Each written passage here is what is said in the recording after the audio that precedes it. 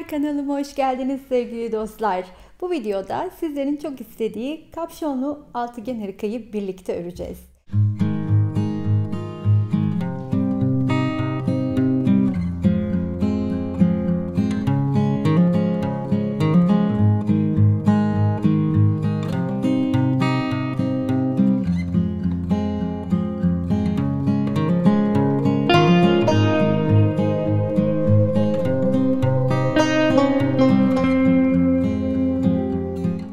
Hırkanın özelliği oversize, yani biraz büyük beden olması ve küçük bedenlerinde giyebileceği gibi, hani şu aralar çok tercih ediliyor biliyorsunuz, bol büyük hırkalar.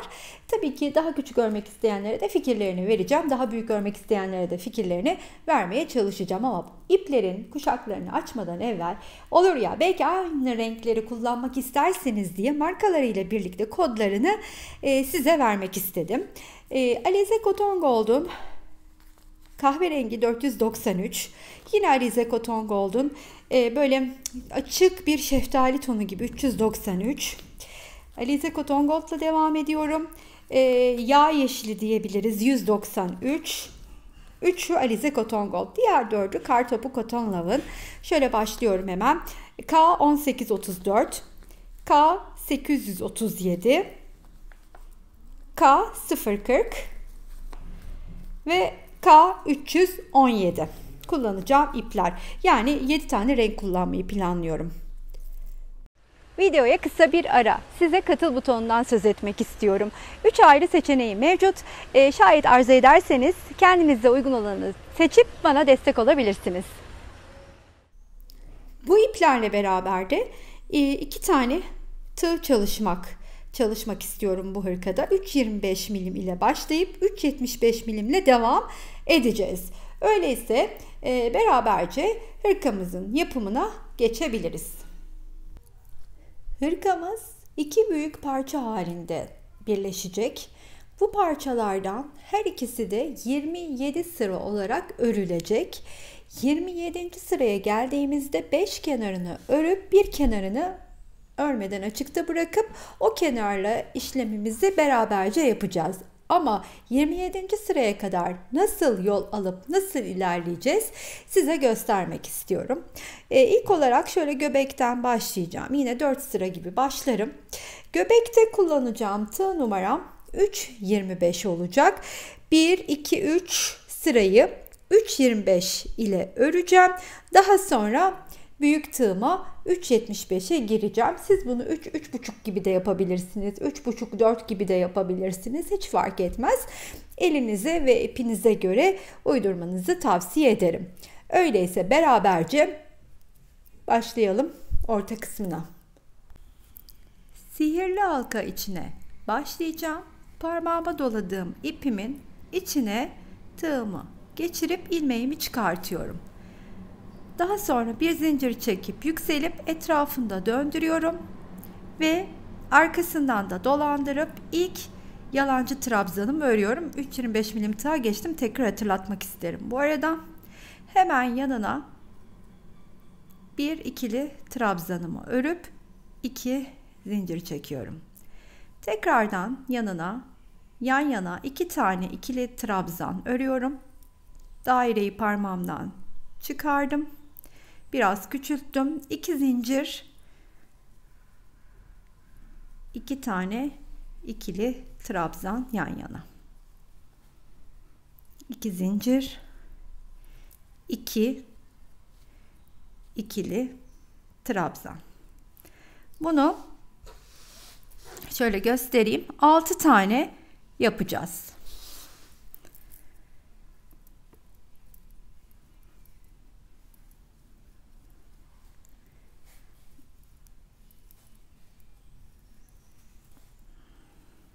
Sonuncu grubu örüyorum. 2, 5, bu 6.'yı da ördükten sonra hemen şurada yukarı aynı renkle ördüğümde yukarıya nasıl çıkıyorum? Bu arada halkayı da kapattım. Onu göstermek istiyorum. Burada normalde 2 zincir çekip buraya gelip kaydırma yöntemiyle de yapabilirsiniz. Ama ben şöyle çalışıyorum. Bir zincir çekiyorum. Tığın üstüne ipimi alıyorum.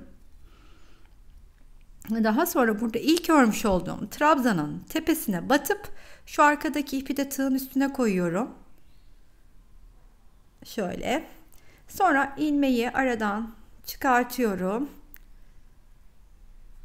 Şöyle tığımda 3 tane ilmek olmuş oluyor. Üçünü bir toplayıp ortaya geliyorum şu şekilde.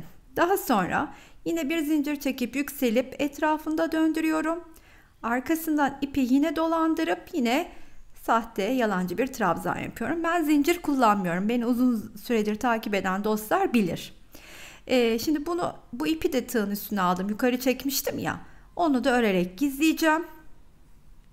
Hem sağlamlaştırmış oluyorum böylelikle, hem de gizlemiş oluyorum. Yine 2 tane ikili trabzan ördüm. Bu defa şimdi köşelere geçerken bir zincir çekiyorum. Şimdi buradaki köşeye geldi mi 2 tane ikili trabzan örüyorum. 2 zincir çekiyorum. Şimdi köşenin içindeyim çünkü aynı yere batıp 2 tane daha ikili trabzan örüyorum. Geçişte bir zincirim var. Geldim. Yine 2 tane ikili trabzan, 2 zincir. Aynı boşluğun içine 2 tane ikili trabzan.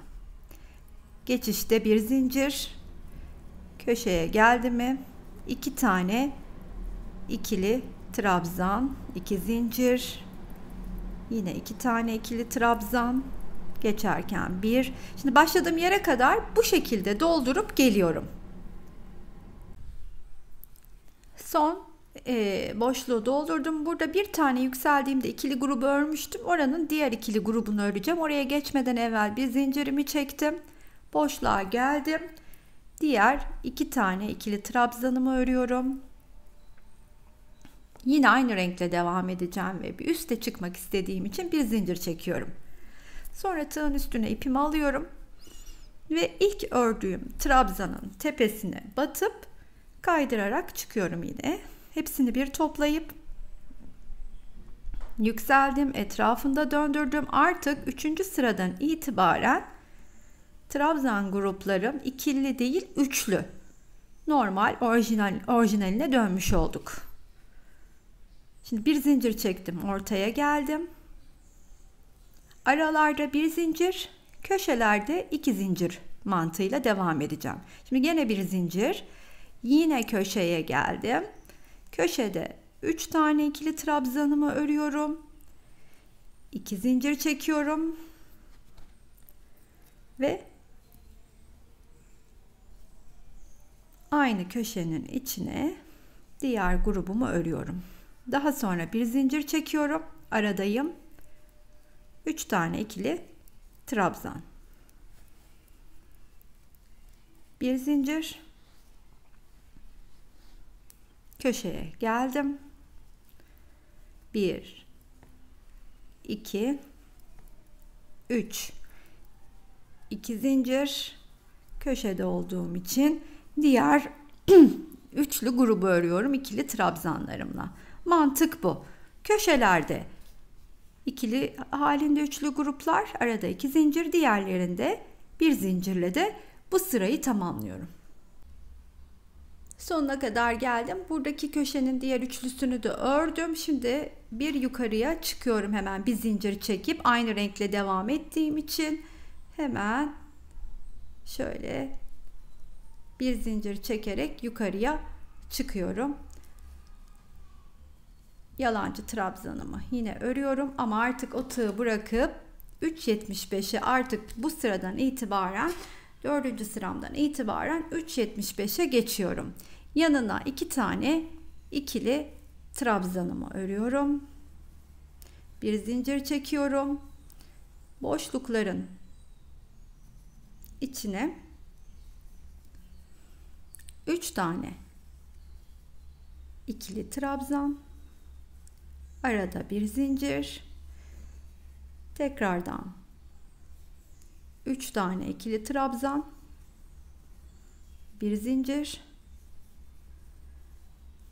köşeye geldim. İlk üçlü grubumu örüyorum. 2 zincir çekiyorum. Aynı boşluğun içine ikinci üçlü grubumu da örüyorum. İşte bütün mantığımız aynı. Bu sırada da başladığım noktaya kadar geleyim. Bir üst sırada farklı bir renkle nasıl devam ettiğimizi gösterip devamını nasıl yapacağımızı anlatayım. 4. sırada ve bu renkle son sıradayım.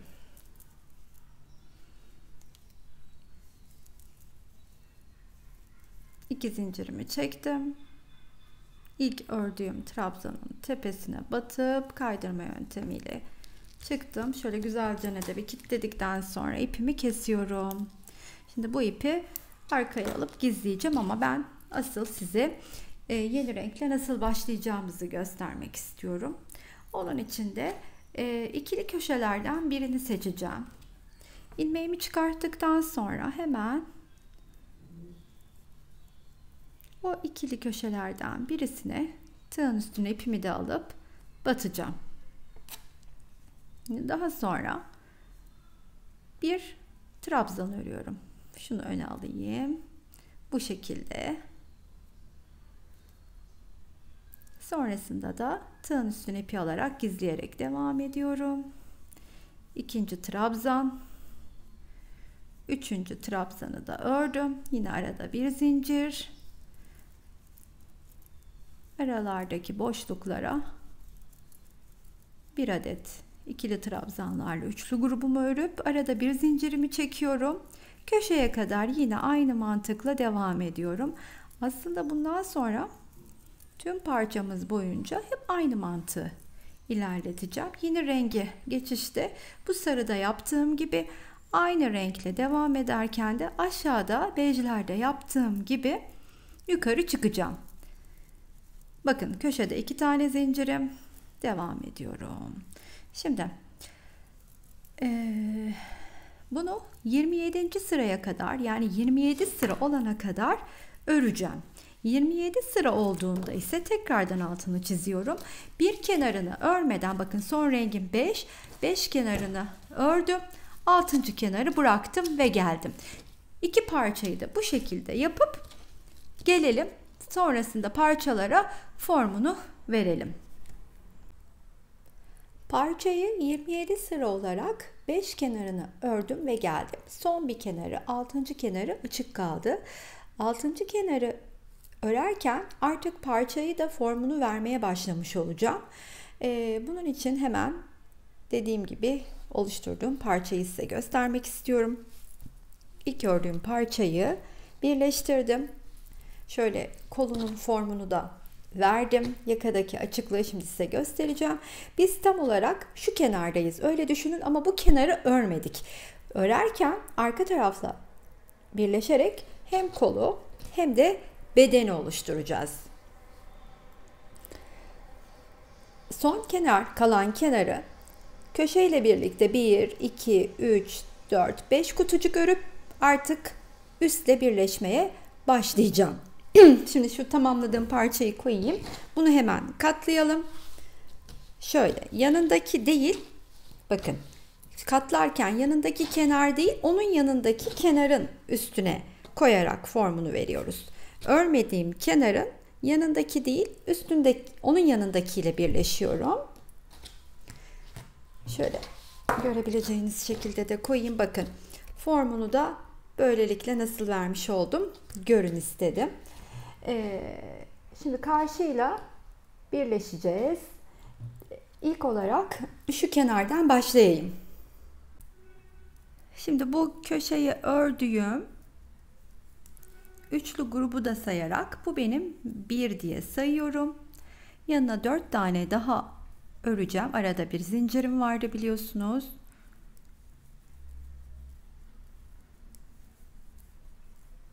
Bir zincir örüp geleyim. 5 tane ördüm köşeyle birlikte. Şimdi arkadan da 1, 2, 3, 4, 5'i saydım. Şurası. Hemen burada zincir çekmeden ilmekten çıktım. Üçlü grubu ördükten sonra şurada tığımı geçirip ilmeğimi arkaya alıyorum. Bir zincir çekiyorum. Tığın üstüne ipimi alıp sıradaki boşluğun içine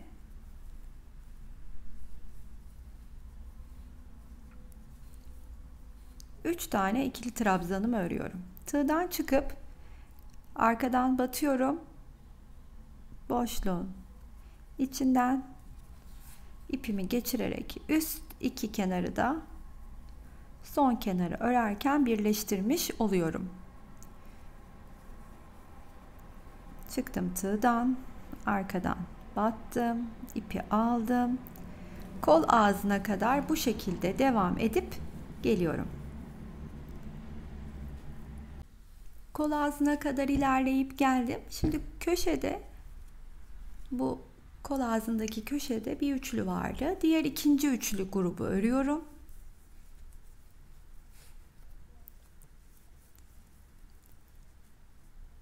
Daha sonra bir zincirimi çekip şu arkadaki köşenin içinden batıyorum. İlmeğimi de alıp burada da bir zincir çekiyorum ve artık tığımı küçük tığ ile değiştiriyorum. 3.75 genelinde kullanıyordum. 3.25'e geçiyorum.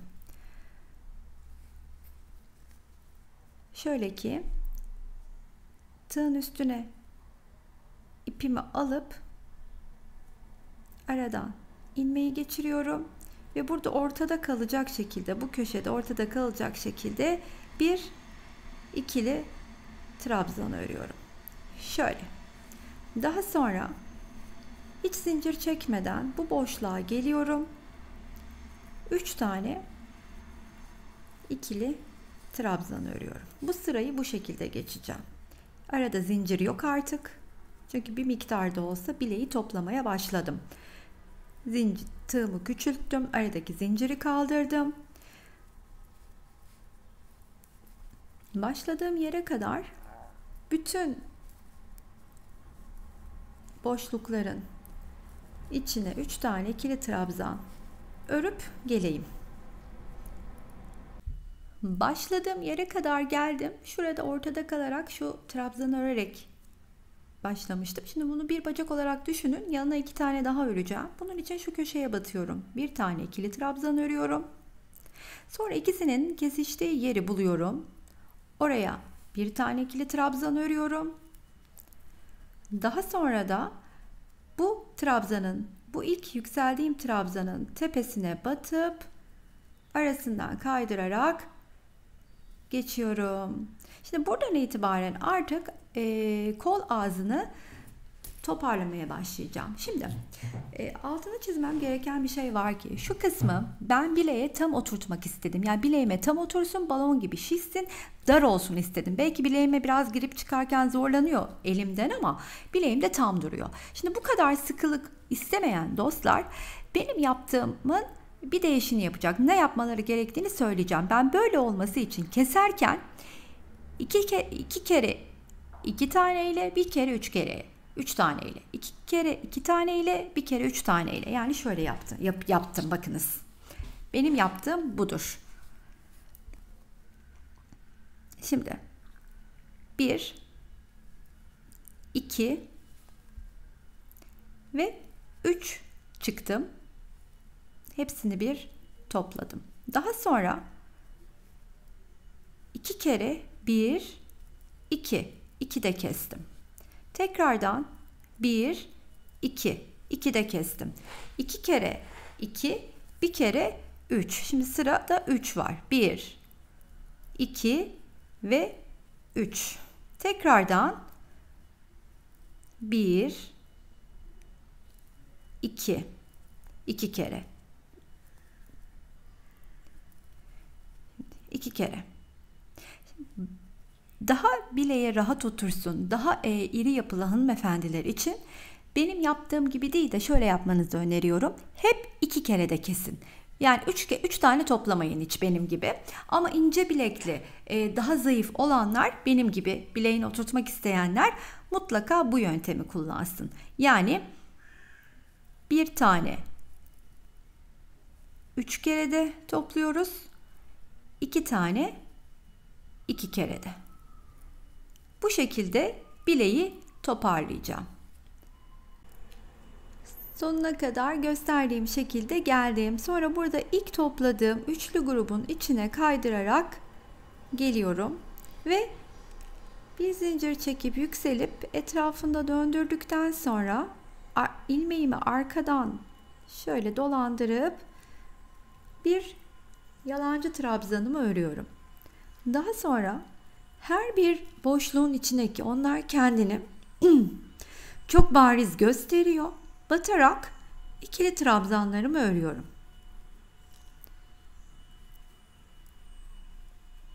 Bakın boşluklar çok net kendisini gösteriyor. Bu sırayı da her boşluğa bir adet ikili trabzan örerek tamamlıyorum. İlk ördüğüm trabzanın olduğu yere kadar geldim. Kaydırma yöntemiyle onun tepesine batıyorum ve arasından ipimi geçirip yine bir zincir çekip aynı şekilde yalancı trabzanımı ördükten sonra lastik yapımına başlıyorum. Lastik yapımında trabzanlarımın sırasıyla önce tığı arkasından batırıp trabzanı öne alıyorum. Bu şekilde örüyorum. Daha sonra yine tığın üstüne ipimi alıp bu defa öne doğru tığımı batıp trabzanı arkaya alıyorum. Ve o şekilde örüyorum. Yani tığımın üstüne ipi aldıktan sonra trabzanları bir önden bir de arkadan batarak örüyorum. Kolumuzun lastik yapımına böylelikle başlamış olduk. Sırasıyla arka ve ön. Bu şekilde ilerleyeceğim. Bir sıraya da birlikte çıkalım. Bu sırayı da tamamladığımda burada ilk yükseldiğim trabzanın tepesine yine kaydırma yöntemiyle geliyorum. Yine yalancı trabzanımı örüp bundan sonra trabzanların bana gösterdiği yönde örmeye devam ediyorum. Yani öndeki trabzanı önden,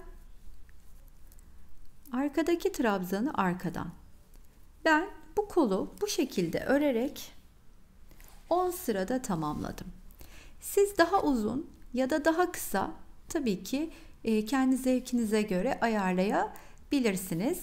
Bu ilk ördüğüm trabzan sayısıyla birlikte toplam, yani şimdi bu mesela 1, 2, 3. sıradayım şu anda. Bununla beraber 10 sırada tamamlayıp kolu da yapayım. Daha sonra nasıl yol alacağımıza bakalım. 10 sıra olarak lastiği örüp tamamladım. Şimdi artık bu hırkanın arka tarafına bir genişletme yapmam gerekiyor. Hem hırkanın bedenini daha rahat oturtup hem de kapşon için alan hazırlamış olacağım. İlk ördüğüm parçada o işlemi yaptım.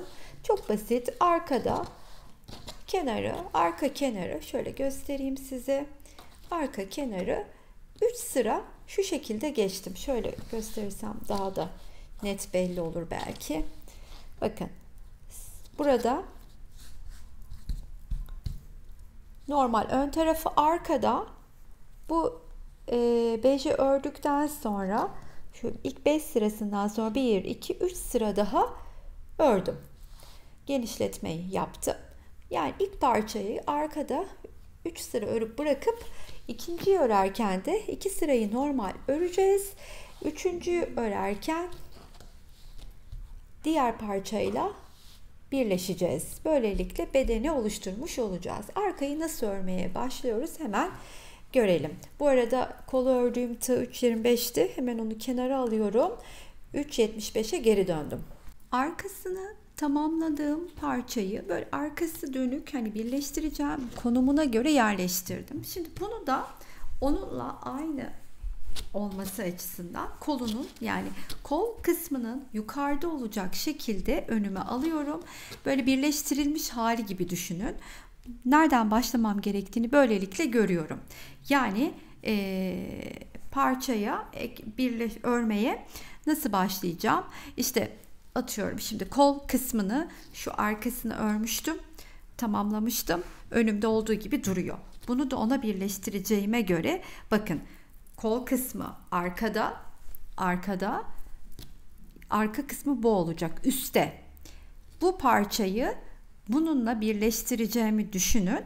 Bunu buradan, etek ucundan örmeye başlayıp yukarıya çıkacağım. Tekrar tersten öreceğim. Sonra tekrar yukarı çıkarken arka parçayla birleştireceğim. Arkası örülmüş parçanın üst kısmı, arka kısmı önümde aldım. Ona göre bu parçayı konumlandırdım. Yani bakın, şöyle düşünmeyin. Sakın bunu böyle koymayın, kolu alta koyarak dalgınlıkla yanlış yerden başlarsınız. Sanki parçayı birleşmiş hali gibi düşünerek önünüze yatırın. Ve nereyi örmeniz gerektiğini böylelikle daha net göreceksiniz. Yani buradan, köşeden başlayacağım. Bu böyle dursun. Birleştireceğim yer önümde. Hemen ileri doğru ittiriyorum. Bu yine şu köşesi önümdeyken hemen ilmeğimi çıkartıp oradan örmeye başlıyorum. Tığın üstüne ipimi alıp köşesine geliyorum. 3 tane ikili trabzanı ipimi de gizleyerek bu köşe boşluğunun içine örüyorum.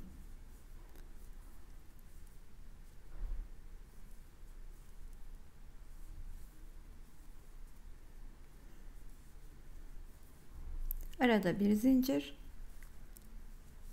boşluklara 3 tane ikili trabzan.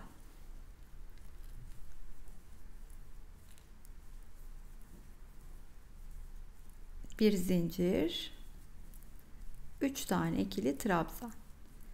Ense kısmına kadar bu şekilde örerek devam ediyorum. Son kısma, son boşluğa kadar ördüm. Orada da 3 tane ikili trabzanı tamamladım. Şimdi ikinci sırayı tersten öreceğim. Bir zincir çekip yükseliyorum. Arkasından ipi dolandırıp yalancı trabzanımı ördükten sonra da bir zincir çekip tersten parçayı örmeye devam ediyorum. Aynı mantıkla boşluklarının içine 3 tane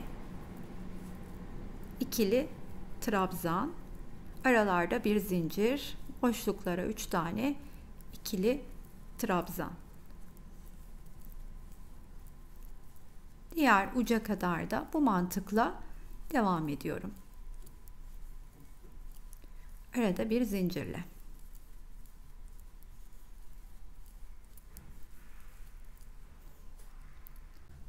Bu sıranın da sonuna kadar geldiğimde boşluğa 3 tane ikili trabzan örüp bir zinciri çektim. Şimdi buradaki ilk ördüğüm trabzanın tepesine batıp bir ikili trabzan örüp yeniden çakma bir trabzanla yükseliyorum ve şimdi artık 3. sıradayım ve birleşme sırasındayım diğer parçayla.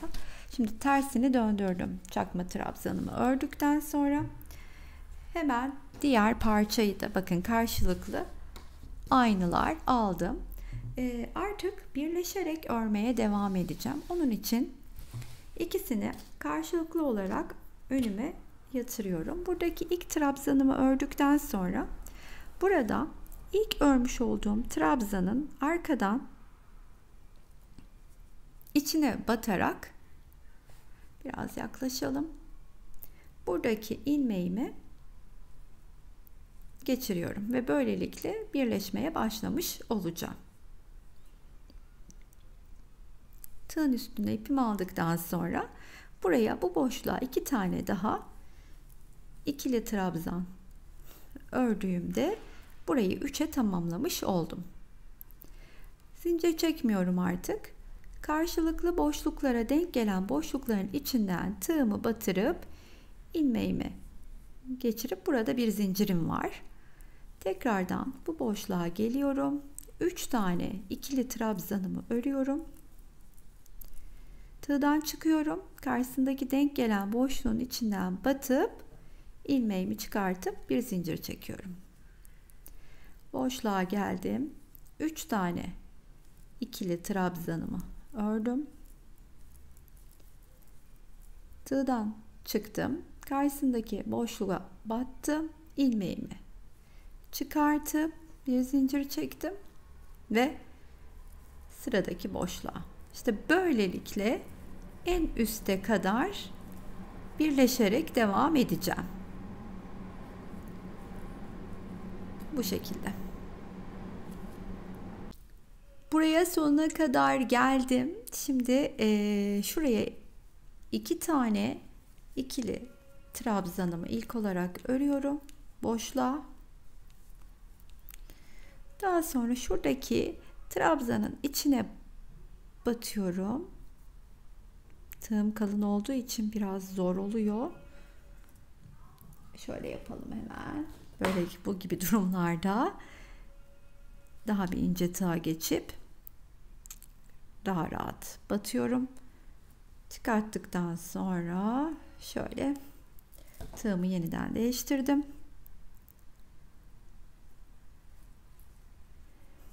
İlmekten çıkıyorum. Buradaki ilk örmüş olduğum trabzanın arkasından batıp ilmeğimi içinden geçiriyorum. Sonrasında ise şöyle kilitledikten sonra birleştirme işlemimi tamamlamış oldum. Şimdi artık kapşonun yapımına beraberce geçebiliriz. Kapşonumu çalışacağım yer arkada belli. Şimdi buradan ucundan başlayıp örmeye başlayacağım. Kapşonu ördükten sonra da bir bütün halinde kapşonla beraber hırkamın tam çevresine etek ucu da dahil olmak üzere örmeye başlayacağım. Ancak ben hırkanın boyunu daha uzun örmek istiyorum diyenlere tavsiyem burada boyu uzatmaları. Nasıl uzatabilirler? Hemen eteği alırlar, etek ucunu şuradaki köşeden bir üçlü örüp bir boydan bir boya istedikleri kadar uzatabilirler. Daha uzun isteyenler bu kısımda kapşon yapıp ya da kapşon yapmadan evvel uzatın derim. Kapşonu çalışacağım yeri böylece önüme aldım. Şimdi bir tane ucundan köşesinden hemen örmeye başlıyoruz. Zemin kapşon rengimizle. Şöyle yaklaşalım. İlmeğimi çıkartıyorum ve ilk üçlü grubumu köşeye örüyorum.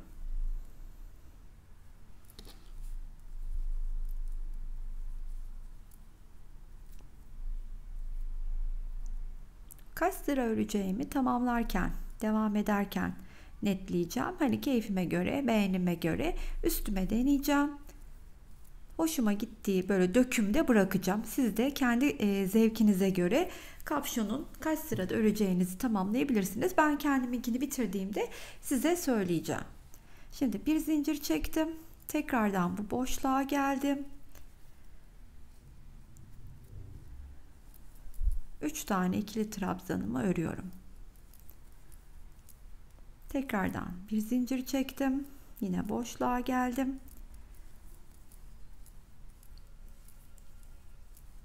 Bir zincir, boşluktayım. 3 tane ikili trabzan. Şu kesiştikleri yere kadar böyle devam edeyim. Tam olarak buraya geldiğimde de şimdi ilk önce şu köşenin içine batıp bir tane ikili trabzan örüyorum. Daha sonra şu kesiştikleri noktaya batıp bir tane ikili trabzanımı örüyorum. Tekrardan buradaki köşeye geliyorum ve bir üçlü grubu burada bu şekilde tamamlayıp geçiyorum ve hemen bir zincir çekip yan boşluğa atlıyorum. 3 tane ördüm, bir zincir çektim. Tekrardan şuradaki geçişe kadar, şuraya kadar geleyim. Burada nasıl yol alıyoruz onu göstereyim size. Buraya yaklaşmışken şimdi burayı da birlikte örelim istedim. Buraya geldiğimde şuradaki köşeyi göreceğim. O köşenin içine bir tane üçlü grubumu örüyorum.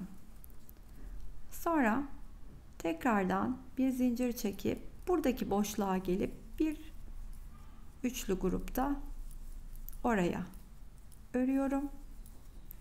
Tekrardan zincir çekiyorum. Buraya geldiğimde de şöyle yapacağım. İlk olarak şuradaki boşluğun içine bir tane öreceğim. Daha sonra kesiştikleri yere bir tane öreceğim. Daha sonra buraya da bir tane öreceğim ve burada bir zincir çekip bu boşluğa tekrardan 3 tane ikili trabzanımı öreceğim. Yani arkadaki geçişi de bu şekilde yapıyorum. Şuradaki gibi düşünün. Birazdan aynısını burada da yapacağız. Şu geçişte de. Şimdi bir zincir çektim. Şu köşenin boşluğuna geldim. 3 tane ikili trabzanımı örüyorum. Bir zincir.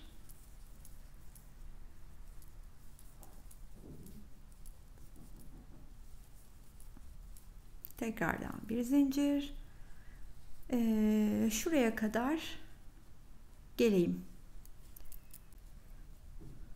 Buraya geldim. Şurada hemen ilk şuraya batıyorum. Sonra kesiştikleri yeri bulup batıyorum. Tekrardan şuradaki köşeye batıyorum. Bir üçlü geçiş de burada yapıp zincirimi çekip şu boşluğa geliyorum.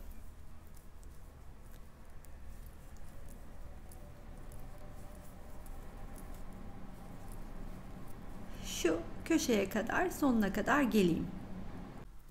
Sonuna kadar geldim. Köşeye 3 tane ikili trabzanımı örüp artık bir üst sıraya geçeceğim.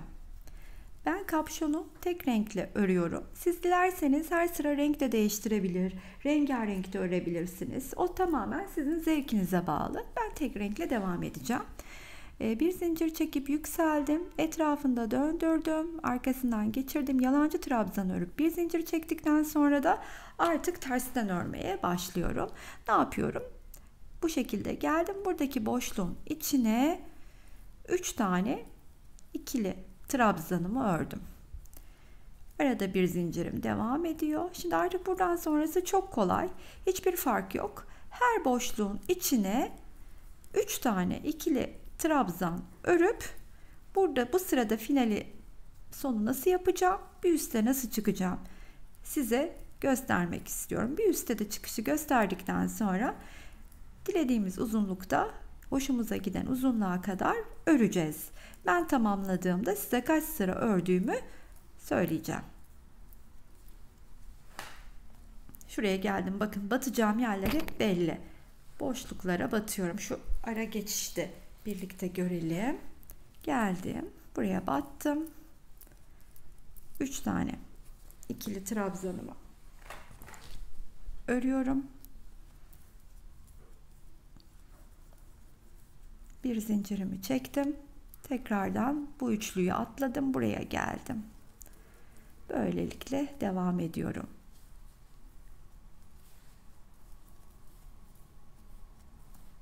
Bu sıranın da sonuna geldiğimde hemen bir zincir çektim. Buradaki ilk ördüğüm trabzanın tepesine batıyorum ve bir ikili trabzan örüp yeniden çakma trabzanımla yukarıya çıkıyorum. Döndürüp hemen yanındaki boşluğa 2 tane ikili trabzanımı örüyorum. Bir zincir çekip boşluğa geliyorum. 3 tane ikili trabzanımı örmeye devam ediyorum. Her boşluğun içine arada bir zincirle. Şöyle göstereyim. Yukarı çıkışımı da iki türlüsünü de göstermiş oldum. Yani ne yapıyoruz? Bu sırada tek trabzan, bir üstte 3 tane ikili trabzanla yükseliyorum. Bu mantıkla yukarı çıkacağız. Sıranın sonuna kadar öreceğim. Sıranın sonuna geldiğimde hemen buraya, bu boşluğun içine 3 tane ikili trabzanımı örüp yukarı çıkacağım. Hatta bu sırayı da birlikte tamamlayıp burada da bir üste çıkmayı size göstereyim. Akılda soru işareti kalmasın. Bu sırayı da sonuna kadar geldim. Şimdi burada bir zincirimi çektim. Burada köşe boşluğu var. Şöyle hemen onun içine 2 tane ikili trabzanı yapıp üçüncüyü de buradaki trabzanın tepesine batarak yapıyorum.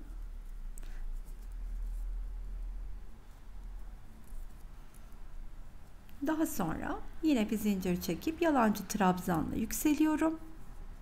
Bir zincir çekiyorum. Çünkü burada artık atlayıp bu boşluğa geleceğim. Anlaşılmıştır diye tahmin ediyorum. Yukarı çıkışlarımız, devam edişimiz.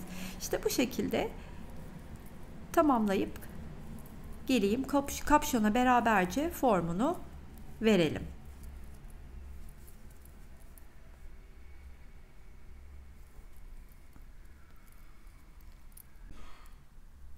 Kapşon kısmını 31 sıra örerek tamamladım. Daha doğrusu 31. sıraya kadar geldiğimde kutucukların kaç adet olduğunu sayıyorum. Onun yarısına kadar örüyorum. Diğer yarısını da örerken kapşonu tepeden birleştirip formunu vermiş oluyorum. Ama bundan önce benim bu kapşonum 31 sırada kaç santim oldu? Net olarak onu da vermek istiyorum. Şuradan değil, bu taraftan ölçeceğim. Buranın yarısını ördüğüm için 36 santim uzunluğu. Bunu da belirtmiş olayım. Siz de hani kendi elinize göre ayarlarsınız ölçüyü. Şimdi bu yarısına kadar geldiğimde bakınız, 25 tane kutucuğum olduğunu saydım yan yana ve bu 25 tanenin 12 tanesini ördüm. Şimdi 12 tanesini ördükten sonra 13.'yü örerken de kendi içinde artık birleşmeye başlayacağım. Bir zincir çekmiştim. Geldim.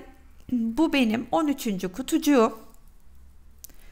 Bunu örerken şöyle minik bir yuvarlama yapıyorum etrafında. Şöyle bakın, kendi içinde çıkıyorum ve bu ördüğüm 13.'nün sağındaki boşluktan ilmeğimi geçiriyorum. Sonra bir zincirimi çekip yandaki boşluklara 3 trabzanlı oluşan gruplarımı örmeye başlıyorum. Artık zincir çekmiyorum. Karşısındaki denk gelen sırasıyla bütün boşluklardan geçirip formumu vermeye devam ediyorum. Bakın, örüyorum 3 tane buraya.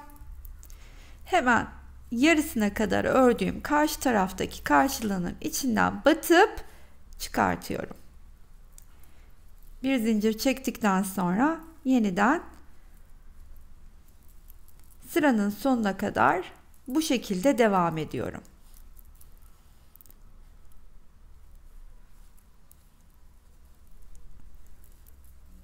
Kapşonun formunu verdikten sonra artık hırkamızın bir tek etrafını örmek kalıyor. Daha sonrasında tamamlamış olacağız. Sonuna doğru geldim. Birlikte yapalım istedim buradaki finali de. Şimdi şuradaki boşluktan geçiriyorum. Artık burada son öreceğim yer var. 3 tane, ikisini içe, bir tanesini biliyorsunuz burada trabzana batarak yapıyorduk. Onu da ördükten sonra tığdan çıkıyorum. Buradaki ilk örmüş olduğum trabzanın içinden batıp ilmeğimi geçirdikten sonra kapşonun formunu vermiş olduk böylelikle.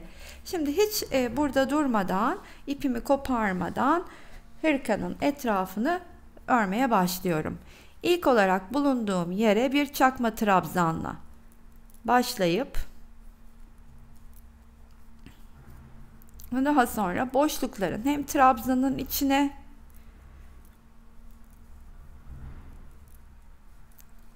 hem de boşlukların içine 2'şer tane trabzanlarımı örerek kapşonda dahil olmak üzere hırkanın tüm çevresini dolaşmaya başlıyorum.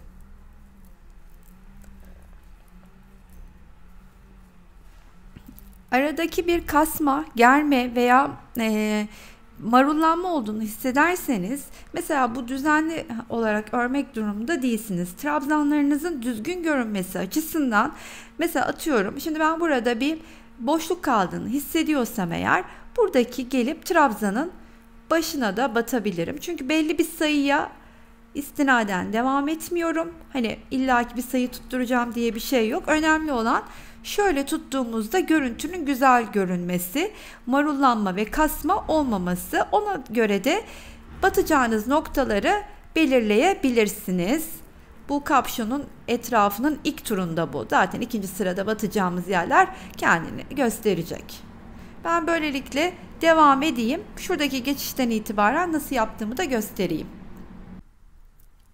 Kapşondan bedene geçiş kısmında ise yine aynı şekilde. Şimdi buraya geliyorum. Hemen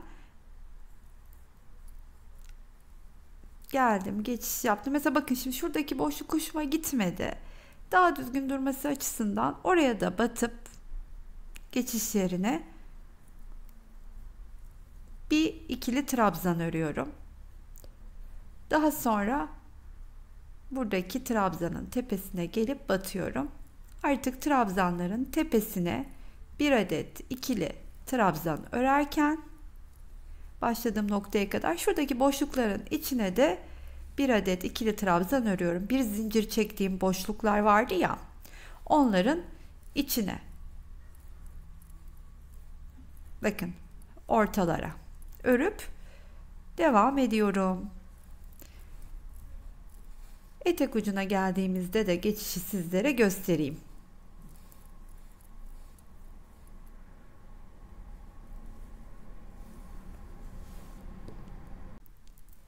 Köşeye geldiğimde içine 2 tane ikili trabzanımı örüyorum.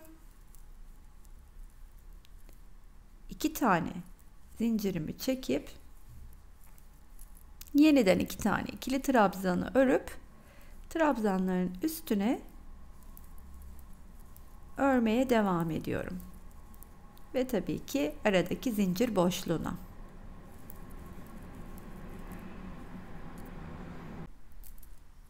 İki parçanın birleştiği yere doğru geldiğimde de görüntüde şöyle bir kapşon etrafı gibi alan olacak. Oraya geçişte de hemen şöyle geliyorum. Bakın şuradaki köşe boşluğuna bir tane örüyorum. Düzgün bir geçiş olsun diye.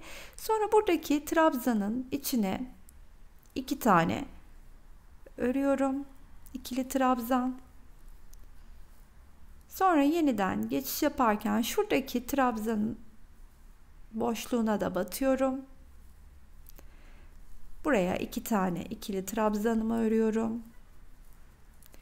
Yeniden şu ortaya batarak geldim. Bu boşluğun içine de 2 tane ikili trabzanımı ördüm. Daha sonra kesiştikleri tam ortak noktaya da batıyorum. Oraya da bir tane trabzan örüyorum. Aynı şekilde buradaki boşluğa geliyorum. 2 tane ikili trabzan, yani oradaki geçişi düzgün yapacak, koyduğumda düzgün bir görüntü elde edecek şekilde boşluklara trabzanlar örüyorum.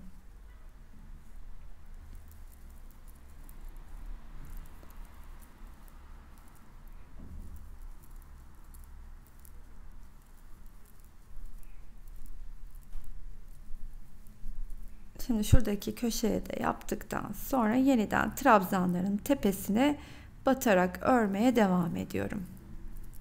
Bundan sonra farklı bir göstereceğim nokta yok. Başladığım kapşondaki noktaya kadar aynen trabzanları örerek devam edeceğim. Bir sonraki sıra ise bizim lastik sırasını kurmaya başladığımız kısım olacak. Aynı bilekte yaptığımız gibi kol ağzında örmeye başlayacağız lastiğimizi.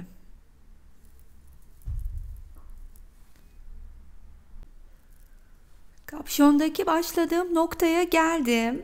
Şimdi yukarıya birlikte çıkalım. Lastik örümüne de beraberce başlayalım. İlk ördüğüm trabzanın tepesine batıyorum. İpi kaydırarak geçirdikten sonra bir zincir çekip yükseliyorum. Etrafında döndürüp arkasından geçirdiğim iple yalancı trabzanımı örüyorum. Şimdi bundan sonra aynı kol ağzında yaptığım gibi trabzanlarımı sırasıyla bir önden, bir arkadan örerek devam edeceğim. Sanırım 3 sırada tamamlarım. Yani bu trabzan sırasıyla birlikte üstüne 2 sırada bu lastik sırasını geçip tamamlarım diye düşünüyorum. Siz bu sırada hırkanızı daha da genişletebilir, büyütebilirsiniz dilediğiniz kadar. Bunu da belirtmek isterim. Yani gözünüze hoş görünen sıra sayısına kadar lastiğinizi örebilirsiniz. Aynen bu şekilde. Farklı bir yapılacak işlem yok. Devam ettiğim sıra boyunca trabzanları bir önden, bir arkadan örüyorum. Bir üst sıraya geldiğimde ise tekrar buraya geldiğimde hemen buraya batıp yukarıya çıkacağım ve trabzanlar bana nasıl örmem gerektiğini artık gösteriyor olacak. Ön önden, arkaya arkadan. Ön önden, arkaya arkadan örerek dilediğim uzunluğa kadar devam edebilirim. Ben tamamlayıp geliyorum. Hırkanın çevresini 3 sıra lastik geçtikten sonra tamamladım. Şöyle gösterecek olursam da kapşonlu şahane bir altıgen hırka oldu. Üstteki duruşu böyle döküm döküm. Gerçekten tam istediğim formda düştü. Büyük beden. Şöyle söyleyeyim size. Ya 36'da mesela bir oversize salaş giymeyi seven bir hanımefendi kullanabilirken çok büyük bedendeki bir kişi de kullanabilir. Şimdi size koltuk altına bir ölçü vereceğim. Bakınız hemen. Uzunluğunu da vereceğim. Koltuk altından diğer koltuk altına 70 santim 140 desek toplamda ortadakini tabii ki çıkartacağız. 140'tan 7'yi çıkar, yani 133 santim çevresi var. Oldukça salaş ve büyük bir hırka. Daha da mesela daha büyük iri yapılı hanımefendiler kullanacaksa etrafında da bakın ortası tam karşılıklı birbirine denk değil, yani daha da geniş örülebilir. 7 santime kadar çok rahat genişletilebilir. Küçük yapacağım Damla, ben küçük bedenim diyorsanız da o çok basit zaten. Atıyorum 27 sırada örmüştük hırkamızı. 23, 24, 25. Siz istediğiniz uzunluğa göre ben santimi verdim. Hangi sırada kaç santime ulaştığımızı söyledim. Siz de ona göre bedenini çok rahatlıkla ayarlayabilirsiniz. Hırkanın uzunluğuna da gelecek olursak kaç santim oldu? Hemen onu da size vereyim. Hırkam 61 santim uzunluğunda. Daha uzun isteyenler için de alt kısmında nerede büyütebileceğinizi, nerede uzatabileceğinizi de videonun içinde sizlere bilgi olarak bırakmıştım. Kapşonsuzu kanalda var. Kapşonsuz örmek isteyenler o videodan faydalanabilir. Yine büyük beden altıgen olarak aratabilirsiniz. Altıgen hırkaların çok fazla çeşidi var kanalımda. Altıgen hırka Gorgeous diye arattığınızda zaten yaptığımız bütün modeller çıkacaktır. Benim çok hoşuma gitti. Renkler de ayrıca çok tatlı oldu. Renklerin kodları videonun başında var. Her paketten, yani ara renk olarak gördüğünüz her renkten birer paket açtım ve her birinden tabii ki ortalama şu miktarda arttı. Yarısından fazlasını kullandım diyebilirim. Sadece ana renk olarak kullandığım işte bej mi diyeyim, sütlü kahve tonunda 3. paketi açtım. 3. paketten de bu arttı. Yani 3. paket demeyeyim, 3. adet olarak düşünün. Paket çoklu düşünülebiliyor. 3 adet ipi açtım. 3.'den bu arttı. Bunu da bilgi olarak buraya bırakayım sizlere. Tabii ki beğendiniz, her zamanki gibi sizden güzel kalbinizi isteyeyim. Buraya kadar izleyen herkese çok teşekkür ediyorum. Abone olmayı unutmazsanız beni mutlu edersiniz. Yorum ve beğenilerinizi esirgemeyiniz efendim. Sıradaki videolarda görüşmek üzere. Hoşça kalın arkadaşlar.